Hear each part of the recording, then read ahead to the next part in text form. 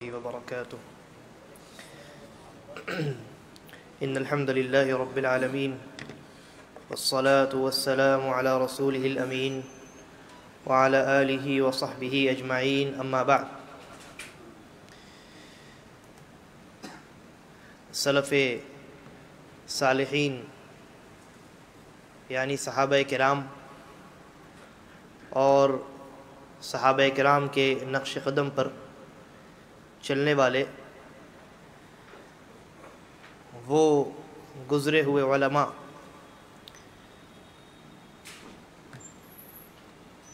ان کے اقوال اور ان کی قیمتی نصیحتوں کا یہ سلسلہ درس کی شکل میں ہر ہفتے جاری ہے۔ اس میں ہم سلف صالحین کی جو قیمتی اور بڑی عمدہ نصیحتیں ہیں یا وصیتیں ہیں ان پر گفتگو کرتے ہیں۔ اور جب یہ سلسلہ شروع ہوا تھا تو اسی وقت ہم نے یہ سمجھا تھا کہ سلف کسے کہتے ہیں اور سلفی کسے کہتے ہیں، اور یہ بات آپ کے سامنے آ چکی ہے کہ سلف یہ عربی زبان کا لفظ ہے اور اس کا مطلب ہوتا ہے گزرے ہوئے لوگ، جو لوگ گزر چکے ہیں، انتقال کر چکے ہیں۔ اور شریعت کی اصطلاح میں جب سلف کہا جائے یا سلف صالحین کہا جائے تو اس میں سب سے پہلے صحابہ کرام شمار کیے جاتے ہیں، کیونکہ نبی اکرم صلی اللہ علیہ وسلم کے بعد گزرنے والے لوگوں میں سب سے پہلے صحابہ کرام کا انتقال ہوا، سب سے پہلے وہ لوگ گزرے۔ اور صحابہ کرام بغیر کسی شرط کے سلف صالحین ہیں، ان میں ہم کوئی شرط نہیں لگاتے ہیں، بلکہ اللہ کے نبی صلی اللہ علیہ وسلم کا ہر صحابی سلف صالحین میں شمار کیا جائے گا۔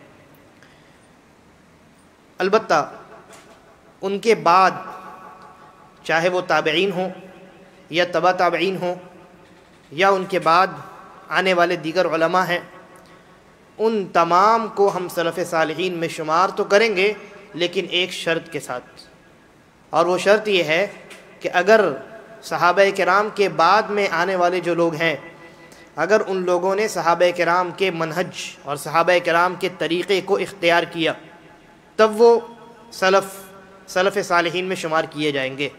ایسا کیوں؟ اس لیے کہ صحابہ کرام کی جو جماعت ہے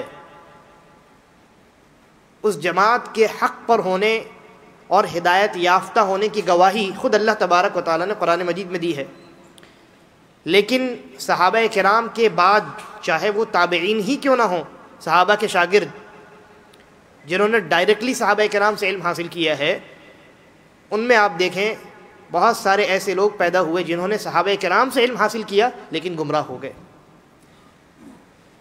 اس لیے صحابہ کرام کے بعد جو آنے والے لوگ ہیں، تابعین ہیں، صحابہ کے شاگرد یا تبع تابعین ہیں، یہ تابعین کے شاگرد یا ان کے بعد کا جو سلسلہ چلا، ان کو ہم اس شرط کے ساتھ سلف صالحین میں شمار کرتے ہیں کہ اگر انہوں نے صحابہ کرام کے طریقے اور صحابہ کرام کے منہج اور ان کے پاتھ کو فالو کیا تو یہ سلف صالحین ہیں، نیک گزرے ہوئے لوگ ہیں۔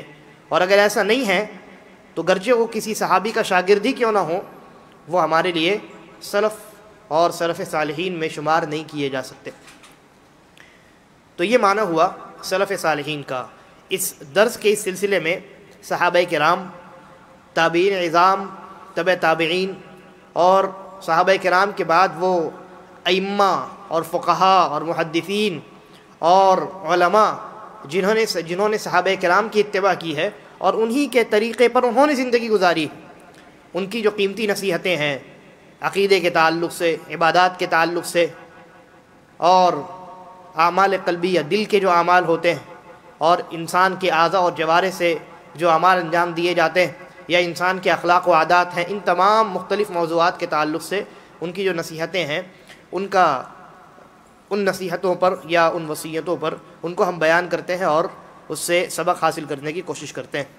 اس سے قبل کے درس میں بہت ساری نصیحتیں گزر چکی ہیں، 50 سے زائد نصیحتوں پر ہماری الحمدللہ گفتگو ہو چکی۔ فی الوقت ہمارے سامنے جو نصیحت ہے یا جو قول ہے وہ امام عبداللہ بن مبارک رحمہ اللہ کا قول ہے، اور ان کا بہت سارا ان کی بہت ساری نصیحتیں، بہت سارے اقوال گزر چکے ہیں۔ چنانچہ حضرت امام عبداللہ بن مبارک رحمہ اللہ یہ فرماتے ہیں لا اعلم بعد النبوۃ درجۃ افضل من بث العلم۔ یہ فرماتے ہیں کہ نبوت کے درجے کے بعد علم کو پھیلانے، یعنی شرعی علم، شرعی اور دینی علم، نبوت کے درجے کے بعد علم کو پھیلانے سے زیادہ افضل کوئی درجہ میں نہیں جانتا۔ یعنی وہ یہ کہنا چاہتے ہیں کہ نبوت کے درجے کے بعد اگر کوئی درجہ آتا ہے تو وہ علم کے پھیلانے کا درجہ ہے، علم کو نشر کرنے کا، علم کی ترویج و اشاعت کرنے کا درجہ ہے۔ یعنی ان کی مراد علماء ہیں، نبوت سے مراد انبیاء ہیں، رسل ہیں، ان کا درجہ سب سے اعلیٰ ہے، لیکن ان کے بعد جن کا درجہ آتا ہے وہ علماء ہیں، امت کے علماء، اور جن کے بارے میں نبی اکرم صلی اللہ علیہ وسلم نے بڑی وضاحت کے ساتھ بیان فرمایا ہے العلماء ورثۃ الانبیاء، کہ علماء جو ہیں جنہوں نے شریعت کا صحیح معنی میں علم حاصل کیا ہے وہ انبیاء کے وارثین ہیں، اس لیے کہ انبیاء نے جو علم لا کر کے امت کے سامنے پیش کیا، جس کو ہم دینی اور شرعی علم کہتے ہیں، اور جس علم کو حاصل کرنے میں انبیاء کو بڑی مشقتیں پیش آئیں اور اس علم کو پہنچانے میں بھی انہوں نے بڑی مشقتیں برداشت کیں۔ دیکھیے دونوں باتیں، انبیاء نے وہ جو علم اللہ تبارک و تعالیٰ سے حاصل کیا ہے وحی کے ذریعے سے، یہ بہت آسان کام نہیں تھا، بلکہ مجھے یاد آتا ہے میں نے اس سے پہلے بھی کسی درس میں اس بات کا تذکرہ کیا ہے کہ نبی اکرم صلی اللہ علیہ وسلم پر جو وحی نازل ہوا کرتی تھی وہ بڑی سخت ہوا کرتی تھی، ہے نا۔ کئی احادیث اس سلسلے میں آپ نے سن رکھی ہوں گی۔ ایک تو وہ روایت ہے، صحابی کہتے ہیں کہ میرے ران پر نبی اکرم صلی اللہ علیہ وسلم سر رکھ کر کے سوئے ہوئے تھے اور اتنے میں وحی کا نزول ہونا شروع ہو گیا، تو وہ کہتے ہیں اللہ کے نبی صلی اللہ علیہ وسلم پر اس قدر بوجھ ہوا کہ مجھے ایسا محسوس ہونے لگا، آپ کا سر میرے ران پر رکھا ہوا تھا، مجھے ایسا محسوس ہونے لگا میرا ران پھٹ پڑے گا۔ یعنی اتنی مشقت اور اتنے بوجھ کو ہر وحی پر نبی اکرم صلی اللہ علیہ وسلم برداشت کرتے ہیں۔ اور ایک روایت جو صحیح بخاری کے اندر ہے، غالباً میں نے اس کا بھی تذکرہ کیا ہے، کہ نبی اکرم صلی اللہ علیہ وسلم پر جب وحی نازل ہوا کرتی تھی تو آپ کا جو چہرہ ہے وہ سرخ ہو جاتا تھا، ریڈ ہو جاتا تھا، اور آپ خراٹے لیا کرتے تھے وحی کے نزول کے وقت۔ انسان جب حواس باختہ ہو جاتا ہے تو اس کے خراٹے شروع ہو جاتے ہیں، انسان جب بہت مشقت میں ہوتا ہے، آپ دیکھتے ہیں کسی کو انزائٹی جب اٹیک آتا ہے تو کیسے وہ خراٹے لینے لگتا ہے، زمین پر گر جاتا ہے نا۔ نبی اکرم صلی اللہ علیہ وسلم پر ہر وحی کے آنے کے وقت نبی اکرم صلی اللہ علیہ وسلم پر اتنی مشقت ہوتی تھی، آپ کو اتنی مشقت ہوتی تھی اور اس قدر بوجھ آپ کو محسوس ہوتا تھا کہ اس کی وجہ سے آپ خراٹے لینے لگتے تھے اور آپ کا چہرہ ایک دم لال ہو جاتا تھا، سرخ ہو جاتا تھا۔ تو انبیاء اور رسل انہوں نے جو علم حاصل کیا ہے یہ کوئی آسان کام نہیں تھا، بلکہ بڑا مشقت والا کام تھا۔ 23 سال نبی اکرم صلی اللہ علیہ وسلم نے دن رات صبح شام حضرت جبرائیل علیہ السلام جو وحی لے کر کے آتے تھے اس کو آپ حاصل کرتے اور پھر اس کے بعد امت تک پہنچاتے۔ تو ایک تو اللہ کی وحی کو حاصل کرنا، اللہ کی جانب سے جو شرعی اور دینی علم آ رہا ہے اس کو حاصل کرنا، یہ بڑا مشقت والا کام ہے، آسان کام نہیں۔ اور پھر اس کے بعد جب یہ انبیاء اور رسل امت تک یہ علم پہنچاتے ہیں تو پہنچانے میں بھی بڑی مشقتیں، لوگ گالیاں دیتے ہیں، انکار کرتے ہیں، مخالفت کرتے ہیں، اچھے لوگ دشمن بن جاتے ہیں، یہاں تک کہ معاملہ پہنچ جاتا ہے کہاں تک؟ معاملہ پہنچ جاتا ہے قتل تک، جان لینے تک معاملہ پہنچ جاتا ہے۔ بہت سارے انبیاء ایسے گزرے ہیں جن کو قتل کر دیا گیا۔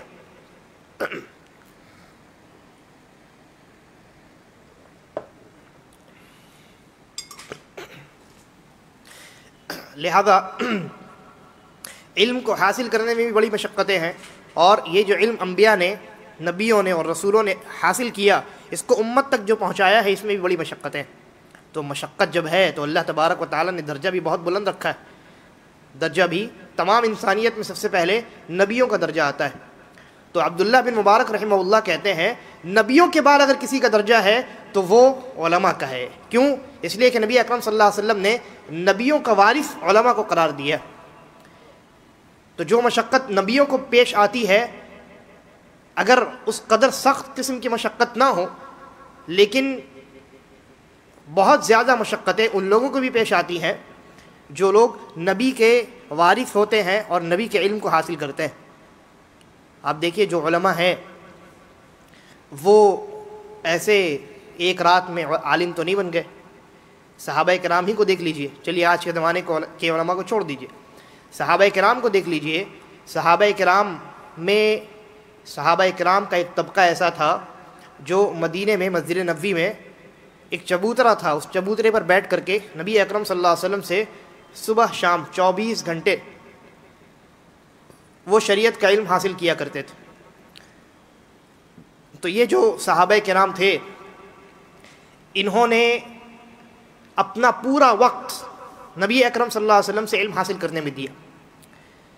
اور کچھ لوگ ایسے تھے جیسے کہ حضرت عمر ہیں اور بہت سارے صحابہ ہیں جنہوں نے اپنے ساتھی بنا رکھے تھے، یعنی جوڑا بنا لیا تھا کہ آپ ہمارے ساتھی ہیں، اگر ہم ایک دن نبی صلی اللہ علیہ وسلم کی خدمت میں آپ کی مجلس میں حاضر ہوں گے، علم حاصل کریں گے، آپ کمانے جائیے گا، اور وہ جو کما کر کے آپ لائیے گا، اس کے بعد پھر دوسرے دن آپ اللہ کے نبی صلی اللہ علیہ وسلم کی مجلس میں حاضر ہوئیے گا، میں کمانے جاؤں گا، ہے نا۔ تو جو انسان غائب رہے گا وہ دوسرے اپنے ساتھی کو جو صبح سے لے کر شام تک اللہ کے نبی سے سیکھا ہے اس نے، وہ خبر کر دے گا، بتا دے گا۔ تو اس طریقے سے صحابہ کرام نے علم حاصل کیا ہے۔ اور اس تعلق سے ایک بات کا تذکرہ میں ابھی انشاءاللہ کرنے والا ہوں آگے جو اقوال آنے والے ہیں۔ لہذا علم کا حاصل کرنا اور علم کو پہنچانا، ان دونوں کاموں میں بڑی مشقت ہے، اور یہ بہت آسان کام نہیں ہے، یہ صبر آزما کام ہے انسان کے لیے۔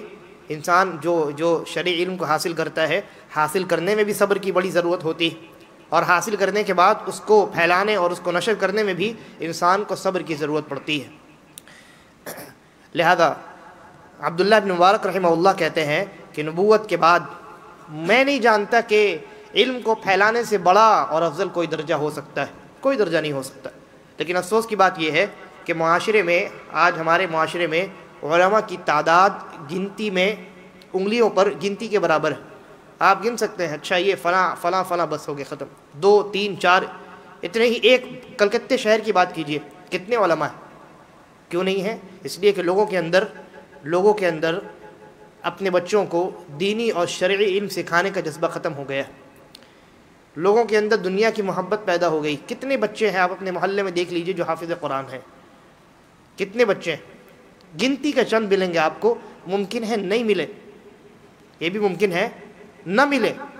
تو یہ بڑا افسوس کا مقام ہے، اتنا اعلیٰ اور افضل ترین درجہ، اور مسلمان آج امت اس درجے سے محروم ہے۔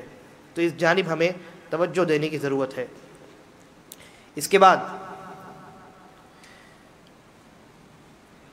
علم ہی کے تعلق سے، شرعی علم کے تعلق سے، صحابی رسول حضرت ابو الدرداء رضی اللہ عنہ کا قول ہے، وہ فرماتے ہیں من رأى الغدو والرواح الى العلم ليس بجہاد، کہتے ہیں جو انسان یہ سمجھتا ہے کہ علم کے راستے میں سفر کرنا، آنا جانا یہ جہاد نہیں ہے، فقد نقص عقلہ ورأیہ، تو اس کی عقل جو ہے، اس کی عقل میں کمی ہے، اس کی عقل میں خرابی۔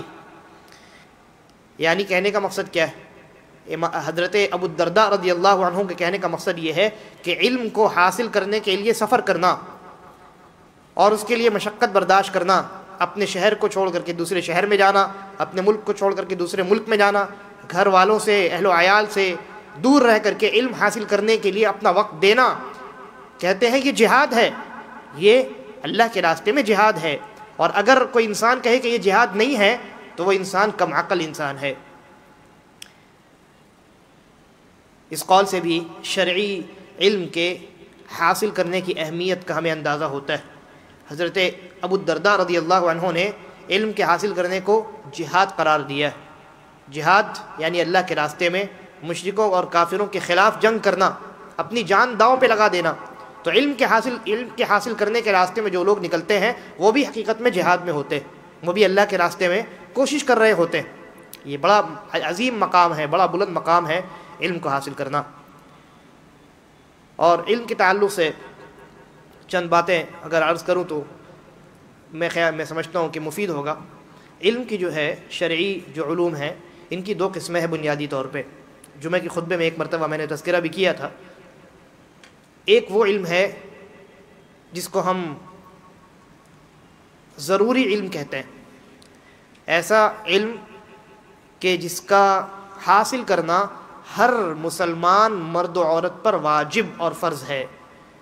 اور علم کی دوسری قسم وہ ہے کہ اس حصے کو اور اس قسم کو اگر امت کے کچھ لوگ حاصل کر لیتے ہیں تو یہ کافی ہے، ہر ایک فرد کو حاصل کرنا ضروری نہیں۔ پہلی قسم جس علم کا حاصل کرنا ہر مسلمان پر فرض اور ضروری ہے وہ عقیدے کا علم ہے۔ سب سے پہلے نمبر پہ عقیدے کا علم ہے، توحید کیا ہے، شرک کیا ہے، یہ آپ کو جاننا ضروری، ہر مسلمان کو جاننا ضروری ہے، ورنہ وہ مسلمان نہیں ہے۔ تو سب سے پہلے بنیادی عقیدے کا علم حاصل کرنا یہ ہر انسان پر ضروری ہے۔ اور دوسرے نمبر پہ ان تمام عبادات کا علم حاصل کرنا ہر انسان پر، ہر مرد پر، ہر عورت پر ضروری ہے جن عبادات کو اللہ تبارک و تعالیٰ نے واجب یا فرض قرار دیا ہے، جیسے نماز ہے، حج ہے، زکوٰۃ ہے نا۔ تو زکوٰۃ کے مسائل اور نماز کے مسائل، روزوں کے مسائل، ان مسائل کو جاننا، کوئی انسان حج پر جا رہا ہے، حج کے مسائل کم از کم اتنا تو ضرور کہ کیسے اس کو کیا جائے، نماز کیسے پڑھی جائے، اور اسی طریقے پر نماز کے پڑھتے وقت اگر کوئی غلطی ہو جائے تو کیا کیا جائے۔ اب انسان دوران نماز فون کر کے عالم سے تو نہیں پوچھ سکتا ہے نا، اس کو وہ علم آنا چاہیے کہ اگر میں نے نماز میں غلطی کی ہے تو میں کیا کروں، سجدے سہو کروں کہ نہیں کروں، رکعت مکمل کروں، نماز توڑ دوں، نماز جاری رکھوں، کیا کروں۔ لہذا جن عبادات کو اللہ تبارک و تعالیٰ نے واجب اور فرض قرار دیا ہے ان عبادات کے بارے میں جو بنیادی باتیں ہیں ان کا جاننا ہر مسلمان پر ضروری اور فرض ہے۔ اور علم کی دوسری قسم، اس میں پہلی قسم میں اور بھی کئی چیزیں آتی ہیں لیکن اختصار کے ساتھ میں نے بیان کیا، اور علم کی دوسری قسم جو شرعی علوم ہیں ان کی باریکیوں میں جانا اور باریک مسائل کو جاننا اور اس کا علم حاصل کرنا۔ جیسے مثال کے طور پہ انسان کی وفات کے بعد جائیداد کی تقسیم کا جو معاملہ ہے یہ بڑا باریک علم ہے نا، بڑا مشکل معاملہ ہے۔ تو اس علم کو ہر انسان پر حاصل کرنا ضروری نہیں، بلکہ اگر کچھ لوگ، کچھ علماء اس علم کو حاصل کر لیں اور باقی تمام امت اپنے ان مسائل کا حل جا کر کے ان علماء سے پوچھ لے تو کافی۔ اور اسی طریقے پر اصول حدیث ہے، تفسیر ہے، اصول تفسیر ہے، فقہ ہے، اصول فقہ ہے نا۔ اسی طریقے پر اور بھی جو دیگر علوم ہیں شریعت کے، ان علوم کو حاصل کرنا ہر مسلمان پہ فرض نہیں ہے، بلکہ علماء نے حاصل کر لیا، آپ ان سے اپنے مسائل کا حل دریافت کر سکتے ہیں، پوچھ سکتے ہیں۔ جو باریک مسائل ہیں، جن کو حاصل کرنے کے لیے انسان کو وقت دینا ضروری ہے، ایک لمبی مدت درکار ہے، تو یہ علم ضروری علم میں نہیں آتا ہے، یہ علم علماء کے لیے ضروری ہے حاصل کرنا، انہوں نے حاصل کر لیا کافی ہے۔ اب آپ ان سے اپنے مسائل پوچھیے۔ تو یہ علم کی دو قسمیں، علم کی یہ دو قسمیں ہیں، ان دونوں قسموں کو کوئی انسان ان دونوں میں سے کسی بھی قسم کو حاصل کرنے کے لیے اگر مشقت برداشت کرتا ہے، صبر کرتا ہے، تو وہ انسان در حقیقت اللہ کے راستے میں نکلنے والے مجاہد کی طرح ہوتا ہے۔ لہذا شرعی جو علوم ہیں، کم از کم جو بنیادی اور ضروری علوم ہیں ان کو ہمیں ضرور حاصل کرنا چاہیے، اور خود بھی حاصل کرنا چاہیے، اپنے بچوں کو، اپنی اولاد کو بھی ان علوم سے آشنا کروانا چاہیے، کیونکہ معاشرے میں جو فساد اور بگاڑ ہے، جو کچھ بھی ہے، چاہے وہ شرک و بدعت ہو، حرام خوری ہو، بے ایمانی ہو، جو کچھ ہے معاشرے میں، الحاد ہے، ارتداد ہے، یہ سب کچھ، اس سب کی جڑ اور بنیاد کیا ہے؟ یہ بنیادی اور ضروری علم نہ خود ہم نے حاصل کیا، نہ اپنی اولاد کو ہم نے یہ علم سکھایا ہے، ان کی تربیت ہم نے نہیں کی ہے، ان کو عقیدہ ہم نے نہیں سکھایا ہے۔ نتیجتاً وہ یہ سمجھتے ہیں کہ اسلام تو کچھ نہیں ہے، اسلام کچھ نہیں، وہ اپنے دین سے واقف نہیں ہے۔ جب اپنے دین سے واقف نہیں ہے تو کوئی دوسرا انسان انہیں کوئی دوسرا دین دکھاتا ہے اور خوبصورت بنا کر کے ان کے سامنے پیش کرتا ہے، وہ پھنس جاتے ہیں۔ اس کا حل کیا ہے؟ حل یہ ہے کہ ماں باپ اولاد کی تربیت میں بہت زیادہ دھیان دیں اور ان کی تربیت دینی اعتبار سے کریں، یہ بہت ضروری ہے۔ اس کے بعد علماء ہی کے تعلق سے امام شافعی رحمہ اللہ کا بڑا مشہور اور قیمتی قول ہے، وہ فرماتے ہیں ان لم یکن الفقہاء اولیاء اللہ، اگر فقہا یعنی علماء اگر وہ اللہ کے ولی نہیں ہیں، ولی سے کیا مراد ہے؟ قریبی، ولی سے کیا مراد ہے؟ قریبی اور دوست، یہ مراد ہے ولی سے، ولی کی جمع ہے اولیاء۔ تو کہتے ہیں کہ اگر علماء اور فقہا اللہ کے ولی نہیں ہیں آخرت میں، فما للہ ولی، تو پھر اللہ کا کوئی دوست نہیں ہو سکتا، اللہ کا قریبی نہیں ہو سکتا۔ یعنی کہنے کا مقصد کیا ہے؟ کہنے کا مقصد یہ ہے کہ حقیقی ولی جو ہوتے ہیں وہ در حقیقت وہ لوگ ہوتے ہیں جنہوں نے اللہ کے دین کا علم حاصل کیا، کیونکہ اللہ کے قریب کون لوگ ہوتے ہیں؟ جو اللہ کو جانتے ہیں، جو اللہ کی معرفت رکھتے ہیں۔ اللہ کی معرفت کیسے انسان رکھے گا؟ اللہ کو کیسے جانے گا؟ اللہ کی شریعت کے ذریعے سے۔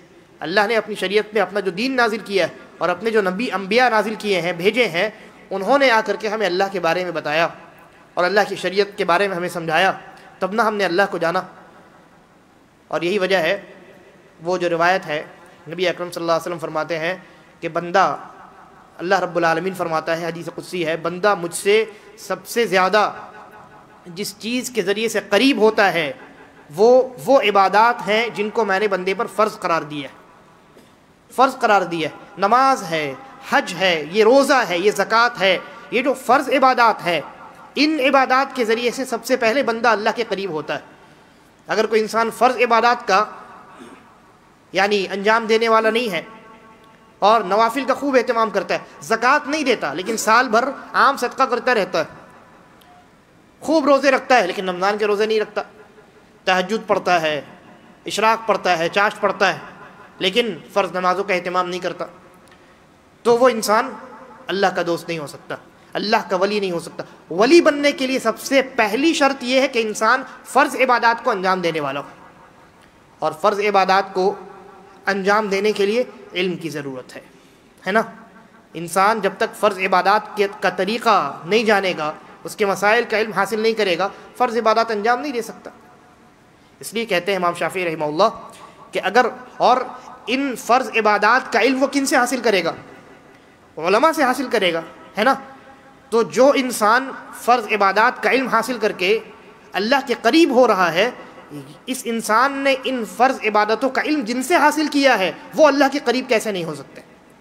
اسی لیے امام شافعی رحمہ اللہ فرماتے ہیں کہ اگر فقہا اور علماء جو حقیقی معنی میں علماء ہیں اور اپنے علم پر عمل کرنے والے ہیں، وہ اگر اللہ کے ولی نہیں ہے تو پھر اللہ کا کوئی ولی نہیں ہو سکتا۔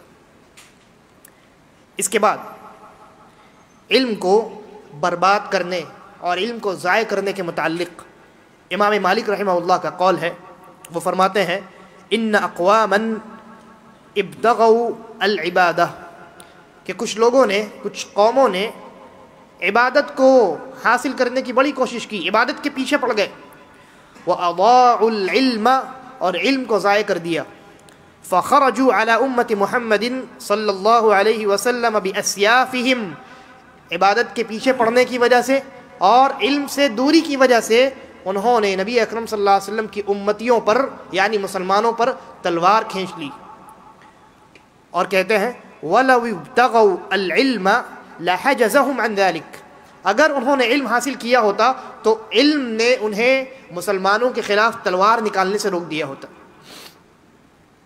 یہاں اشارہ در حقیقت خوارج کی طرف ہے۔ خوارج یہ امت کا ایک بڑا بدترین فرقہ ہے جو صحابہ کرام ہی کے زمانے میں، بلکہ نبی اکرم صلی اللہ علیہ وسلم کے زمانے ہی میں اس کی بنیاد پڑ چکی تھی، ہے نا۔ ایک آدمی تھا، نبی اکرم صلی اللہ علیہ وسلم مال غنیمت تقسیم کر رہے تھے تو اللہ کے نبی نے تقسیم کر دیا، تو ایک آدمی کھڑا ہوا، کافی لمبی اور گھنی قسم کی داڑھی تھی، حدیث میں اس کی صفت کا بیان ہے، بہت یعنی گھنی اس کی داڑھی تھی، ہٹا کٹا ایک آدمی کھڑا ہوا اور کہا، کیا کہا؟ کہا اللہ کے رسول صلی اللہ علیہ وسلم سے، اے اللہ کے رسول اتق اللہ، اتق اللہ، یا رسول اللہ اتق اللہ، اللہ کے رسول کو کہا اللہ کے رسول اللہ کا خوف کیجئے، یعنی وہ یہ کہنا چاہتا ہے کہ اللہ کے رسول آپ نے جو تقسیم کیا ہے آپ نے انصاف نہیں کیا۔ تو اللہ کے نبی صلی اللہ علیہ وسلم بہت غصہ ہوئے، کہا میں اگر انصاف نہیں کروں گا تو کون کرے گا؟ ارے مجھ تک صبح شام اللہ کا پیغام نازل ہوا کرتا ہے، میں اللہ کا تقوی اختیار نہیں کروں گا تو کون کرے گا؟ بہت غصہ ہوئے۔ پھر اس کے بعد جب وہ آدمی چلا گیا تو اللہ کے نبی صلی اللہ علیہ وسلم نے کہا کہ اس آدمی کے پشت سے، اس آدمی کی نسل سے ایسے لوگ پیدا ہوں گے کہ قرآن جن کے حلق سے نیچے نہیں اترے گا، اور وہ اسلام سے، شریعت سے ویسے ہی نکل جائیں گے جیسے تیر کمان کو چھوڑ کر کے نکل جاتا ہے۔ یہ کون لوگ ہیں؟ وہ جو صحابہ ہیں، انہوں نے بعد میں یہ بیان کیا کہ ہم نے دیکھا کہ اس آدمی کی نسل سے جو لوگ پیدا ہوئے یہ وہی لوگ تھے جنہیں خارجی کہا گیا، جنہوں نے حضرت علی اور حضرت معاویہ رضی اللہ عنہما کے درمیان جب جنگ ہوئی، ان کے اجتہادی اپنی غلطیوں کی وجہ سے اور اس کی وجوہات کچھ بھی ہوں، پھر اس جنگ کے بعد جب دونوں میں مصالحت ہوئی تو مصالحت کی شکل یہ نکلی، حضرت علی نے اپنے ایک طرف سے ایک صحابی کو بھیجا، حضرت معاویہ نے اپنی طرف سے ایک صحابی کو بھیجا کہ آپ دونوں، ایک ہماری طرف سے ایک آپ کی طرف سے، آپ دونوں جو فیصلہ کر دیجئے ہم مان لیں گے، ہے نا؟ کتنا اچھا بہترین سولیوشن تھا، لیکن جس کے دماغ میں کیڑا کاٹ لے، شیطان جس کو بہکا دے، اس کو کوئی ہدایت نہیں دے سکتا۔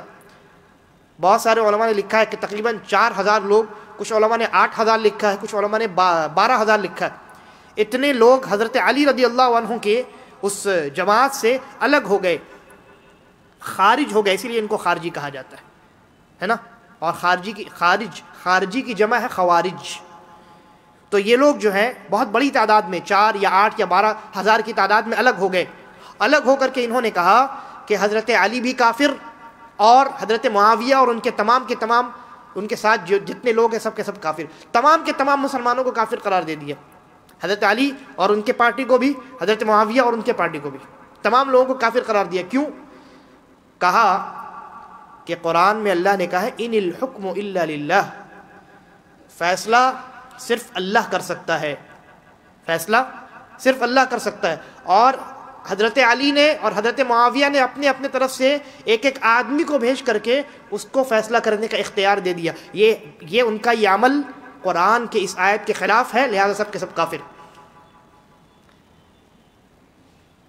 معلوم ہوتا ہے کہ ان کا علم کتنا سطحی تھا، ہے نا؟ قرآن کی آیت کا وہی مفہوم معتبر ہے جو صحابہ نے سمجھا ہے، نہیں سمجھیں گے تو خوارج کی طرح گمراہ ہو جائیں۔ پھر اس کے بعد دیکھیے کیا ہوا۔ حضرت علی رضی اللہ عنہ نے حضرت عبداللہ ابن عباس رضی اللہ عنہما کو بھیجا ان کے پاس کہ آپ ذرا جا کر کے ان کو سمجھائیے۔ اور حضرت عبداللہ ابن عباس بڑی زور آور شخصیت تھی، ان کی آواز بھی بڑی بلند تھی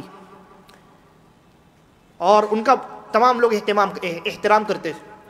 تو حضرت عبداللہ ابن عباس رضی اللہ عنہما پہنچے خوارج کی جماعت کے درمیان، تو انہوں نے کہا مرحبا مرحبا، خوش آمدید، آئیے تشریف لائیے۔ حضرت عبداللہ ابن عباس رضی اللہ عنہما نے پوچھا کہ تمہارے کیا اعتراضات، کیوں تم جماعت سے الگ ہو گئے، کیوں تم نے ان دونوں کو کافر قرار دے دیا؟ کہا 3 باتیں، 3 چیزیں جن کی وجہ سے ہم نے تمام کے تمام ان تمام لوگوں کو ہم نے کافر قرار دیا۔ کہا کیا ہے؟ انہوں نے اپنے اعتراضات بتلائے۔ پہلا اعتراض یہی بتلایا کہ اللہ نے کہا کہ فیصلہ کرنے کا حق تو اللہ کو ہے، اور انہوں نے انسانوں کو فیصلہ کرنے والا بنا دیا۔ حضرت ابن عباس رضی اللہ عنہ نے کہا کہ یہ پہلا ہوا۔ دوسرا اعتراض، انہوں نے اپنا دوسرا اعتراض بتایا، پھر انہوں نے اپنا تیسرا اعتراض بتایا۔ تینوں اعتراضات بتلا دیے جب، تب حضرت عبداللہ ابن عباس رضی اللہ عنہ نے کہا کہ اگر میں ان تمام اعتراضات کے جوابات اللہ کے فرمان سے دے دوں، کلام اللہ اور قرآن سے دے دوں تو کیا بات مانو گے؟ کہا ہاں مانوں گا۔ چنانچہ حضرت عبداللہ ابن عباس رضی اللہ عنہما نے کہا جہاں تک تمہارے پہلے اعتراضات کا مسئلہ ہے، تم کہتے ہو کہ فیصلہ کرنے کا حق اللہ کو ہے، تو ان لوگوں نے انسانوں کو فیصلہ کرنے کا حق دے دیا، لہذا یہ کافر ہو گئے۔ تمہاری یہ بات درست نہیں ہے۔ کیوں نہیں ہے؟ کیونکہ اللہ تبارک و تعالی نے خود کئی مقامات پر انسانوں کو فیصلہ کرنے کا حق دیا ہے۔ 2 مثالیں ابن عباس رضی اللہ عنہ نے پیش کی تھی، ان میں سے ایک مثال تھی، کہا جب میاں بیوی میں جھگڑا ہو جائے تو اللہ نے کہا فَإِنْ خِفْتُمْ شِقَاقَ بَيْنِهِمَا فَابْعَثُوا حَكَمًا مِّنْ أَهْلِهِ وَحَكَمًا مِّنْ أَهْلِهَا۔ کہا کہ جب میاں بیوی کے درمیان تفرقہ ہو جائے تو میاں کی طرف سے، ان کے گھر والوں کی طرف سے ایک فیصلہ کرنے والا آدمی اور بیوی کی طرف اور اس کے خاندان سے ایک فیصلہ کرنے والا آدمی بلایا جائے اور دونوں مل کر کے فیصلہ کریں۔ تو دیکھو اللہ نے یہاں میاں بیوی کے جھگڑے میں جو ایک، یہاں بھی ایک آدمی ہے، ایک میاں ہے، ایک مرد ہے، اور یہاں بھی ایک عورت ہے، بیوی ہے، ان دونوں ایک آدمی کے معاملے میں انسانوں کو فیصلہ کرنے کا اختیار دیا ہے، اور وہ فیصلہ کریں گے قرآن و سنت کے مطابق۔ تو مسلمانوں کی اتنی بڑی جماعت کے درمیان کیا فیصلہ کرنا جائز نہیں ہوگا؟ تب ان کو بات سمجھ میں آئی، ان لوگوں نے کہا ہاں آپ کی بات درست ہے، کہا ایک ہو گیا، چلو ٹھیک۔ دوسرا اعتراض، ان کا اعتراض دیکھیے، آج کل بھی اس طرح کے کچھ بھونڈے اعتراضات کیے جاتے ہیں کہ سننے میں پہلی مرتبہ ایسا لگے گا کہ کیا اعتراض، واہ کیا پوائنٹ ہے، لیکن پھر اس کے بعد جب علماء اس کی حقیقت بیان کرتے ہیں تب حقیقت سمجھ میں آتی۔ انہوں نے کہا ہمارا دوسرا اعتراض یہ ہے کہ حضرت علی نے حضرت معاویہ سے جنگ کی، لیکن جنگ کرنے کے باوجود ان کے قیدیوں کو، ان کے لوگوں کو انہوں نے قیدی نہیں بنایا، نہ ان کا مال لوٹا، یعنی نہ مال غنیمت لیا حضرت علی نے، اور نہ جن لوگوں سے انہوں نے جنگ کی ہے ان لوگوں کو قیدی بنایا۔ جبکہ جنگ میں کیا ہوتا ہے، جو مخالف فریق ہوتا ہے مشرکوں کا، کفار کا، ان سے جب جنگ کی جاتی ہے تو ان کے لوگ جو آتے ہیں ان کو قیدی بنا لیا جاتا ہے نا، اور ان کا جو مال ہوتا ہے وہ مال مسلمان لے لیتے ہیں، مالی غنیمت ہوتا ہے۔ تو انہوں نے کہا کہ اگر وہ مسلمان تھے تو ان سے جنگ کیوں کی آپ نے؟ حضرت علی پر اعتراض، اگر حضرت معاویہ اور ان کے فریق مسلمان تھے تو ان سے آپ نے جنگ کیوں کی؟ اور اگر آپ نے جنگ کی ہے تو مال غنیمت کیوں نہیں لیا، قیدی کیوں نہیں بنایا؟ تو اس پر حضرت عبداللہ ابن عباس رضی اللہ عنہما نے جواب دیا کہ حضرت علی کے ساتھ کون ہے؟ حضرت عائشہ رضی اللہ عنہا ہے نا۔ حضرت معاویہ کے ساتھ کون ہے؟ جس مدعا کو لے کر کے حضرت معاویہ نکلے ہیں وہی مدعا حضرت عائشہ رضی اللہ عنہا کا ہے۔ تو حضرت عائشہ رضی اللہ عنہا جب میدان جنگ میں آئی تھی تو تم یہ بتاؤ، حضرت عائشہ رضی اللہ عنہا جو مومنوں کی ماں ہے، کیا تم مومنوں کی ماں کو قیدی بناؤ گے؟ اگر تم مومنوں کی ماں کو قیدی بناؤ گے تو تم کافر ہو جاؤ گے۔ تو انہیں بات سمجھ میں آئی، اور یہ بات ان کے بھیجے میں بیٹھی کہ دو طرف دو گروہ جب لڑیں آپس میں تو یہ ممکن ہے کہ دونوں کے دونوں مسلمان ہوں، ضروری نہیں ہے کہ ایک مسلمان ہو تو دوسرے کافر ہوں، یہ ضروری نہیں۔